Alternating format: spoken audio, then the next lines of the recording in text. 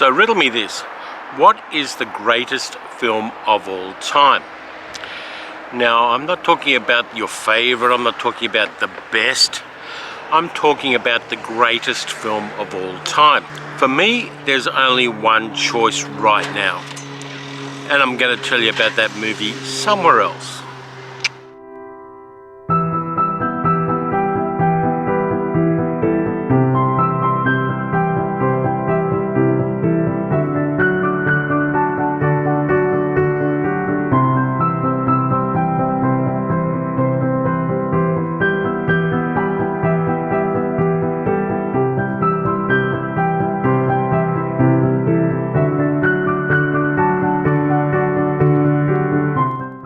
That of course brings up the question of what is a great movie. It's a bit of a hard one to answer.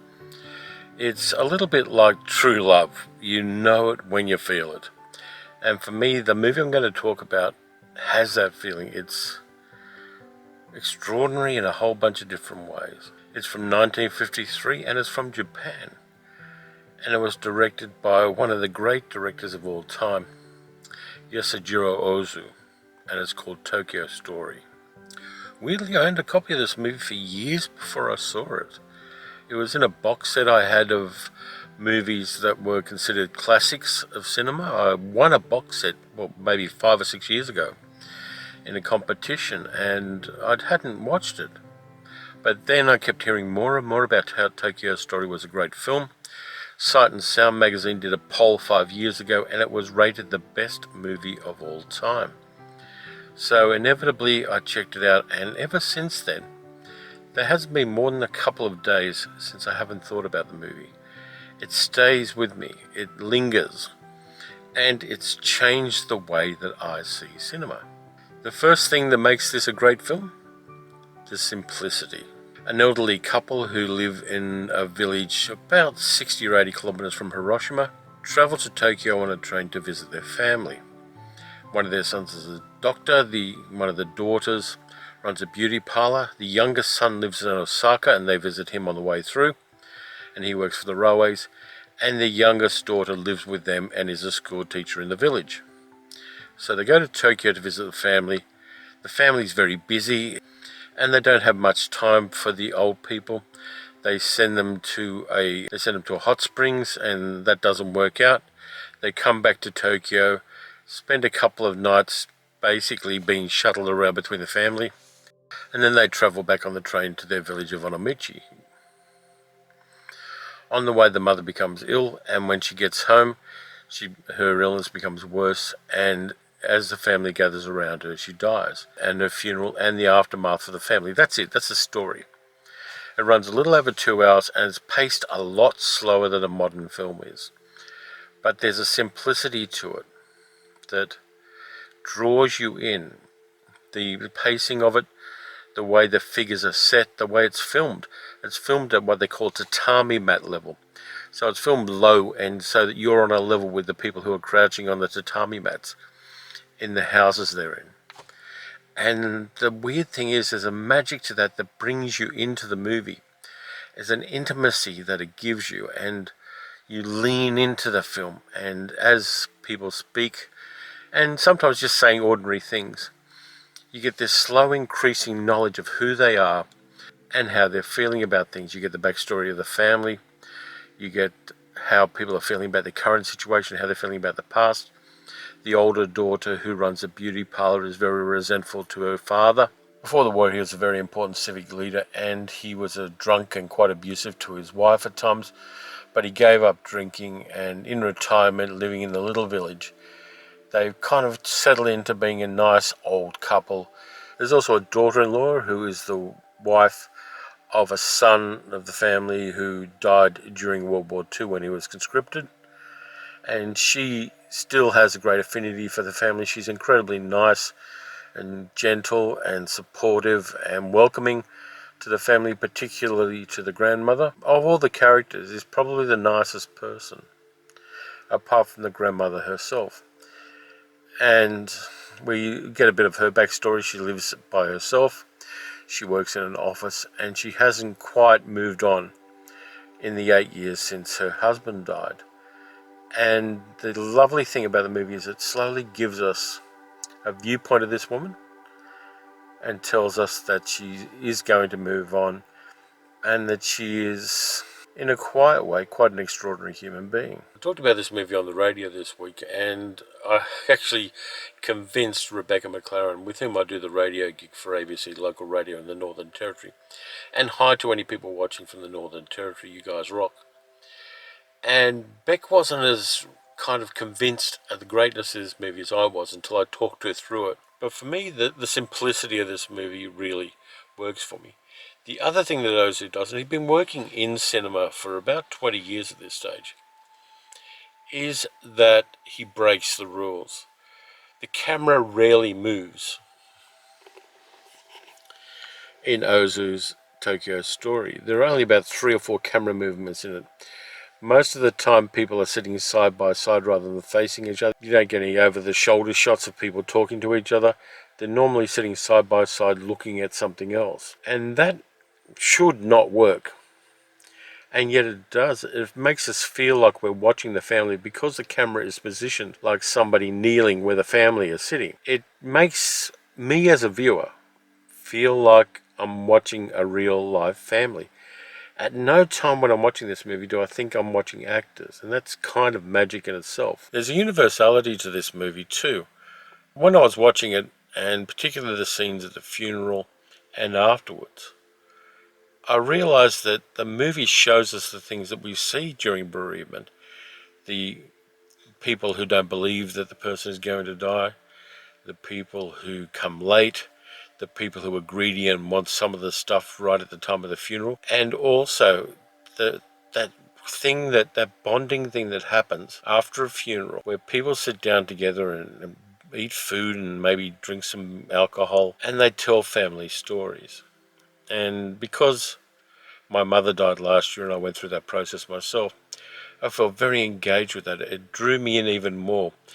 And I realized, yes, that is a universal thing in human culture, that when somebody dies, the rest of the family tells the stories of the family. And I think that that's probably the thing that starts us on the process of healing from bereavement.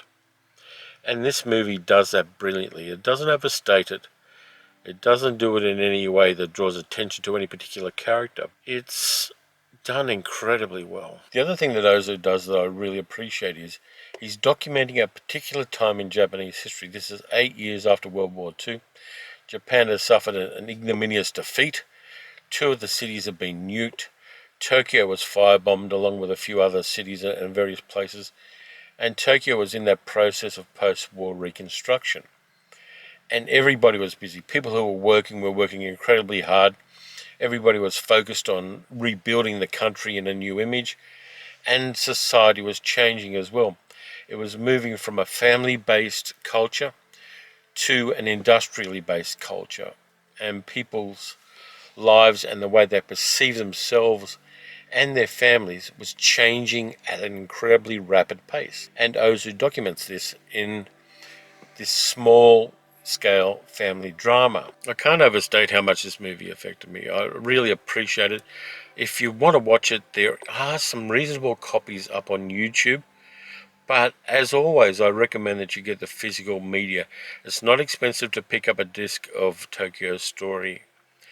And if you do, I think it'll be something that, as a movie buff, you should really add to your collection.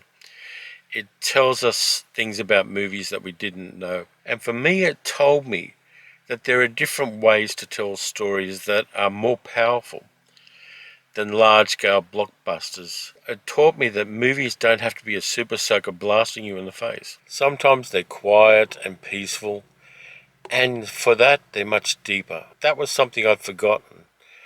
I went through a period over the last few years of watching kind of trashy movies. Movies that were, yeah, they were blockbusters. They were incredibly financially successful. They were really what everybody was talking about. But essentially they were kind of just a little bit empty. When I see a movie like Tokyo Story, I remember why cinema is such a powerful medium. How it evokes memory, how it evokes emotions, how it shows us that in spite of the cultural differences, in spite of the differences in time between when the movie was made and when I'm watching it, there are universal things that we share in common. And I think at times like this, that it's good to be reminded that people do have such commonality, that we are all very, very similar in so many ways and diverse in other ways, and we feel the same emotions as one another. Most of all, I think for me, this is a very humanist movie. It, even where the characters are flawed, it respects them. For me, Tokyo Story is an important piece of human culture. It shows us who we are, how we are, and why we are as we are. If you haven't seen it, please see it. I think that if you bear with the slow pace and you bear with subtitles, which I know are difficult for some people, particularly people who have difficulty reading, I think if you can bear through that, you're going to be incredibly rewarded. This movie is a masterpiece for me. And while it's not necessarily my favourite movie in the world, I've got 2 or 3 movies I like better. I think the profound impact it's had on me makes it, for me, the greatest movie I've seen. And I know that's a big call, and I know it's a controversial one. I know it's incredibly, incredibly subjective. But that's how I feel about it at the moment, so you should check it out. Let me know if you've seen it and what you think about it. I have had people disagree. We had some really interesting feedback on the radio about this. We had one person who I think was very much tongue-in-cheek saying, I've seen that movie and I didn't like it. Crocodile Dundee is the greatest movie of all time. That person coming from the Northern Territory where Crocodile Dundee was filmed was probably just a little bit biased. But the other SMS that the station received was kind of encouraging and wonderful. The person says, you've convinced me to watch the film, and I'm going to watch it, and I hope I enjoy it a lot. And for me, that was an incredibly satisfying moment when Beck sent me the picture of that particular SMS. It's an extraordinary piece of cinema, and I want so many more of those in my life. I want to find the movies that I don't know about, the movies that I should have watched but never did, the movies that are going to change the way I see things. And wow, to sit down in front of a whole bunch of electric shadows on a TV screen and have a movie change the way you see the world is such an extraordinary gift for somebody to give you. And for me, Ozu Yasujiro gave me that gift. Please check it out. Anyway, that's it this time around. If you enjoyed this video, please like and subscribe. I'll be back soon with something else, probably not as deep, but nonetheless I'll try to keep you entertained. In the meantime, watch some good movies, watch some bad movies, watch the best movie you can find. And I'll be back soon with something else. Take care of yourselves. And I'll just give you a shot of the stuff I'm looking at through my windshield right at this moment. It's kind of nice and peaceful.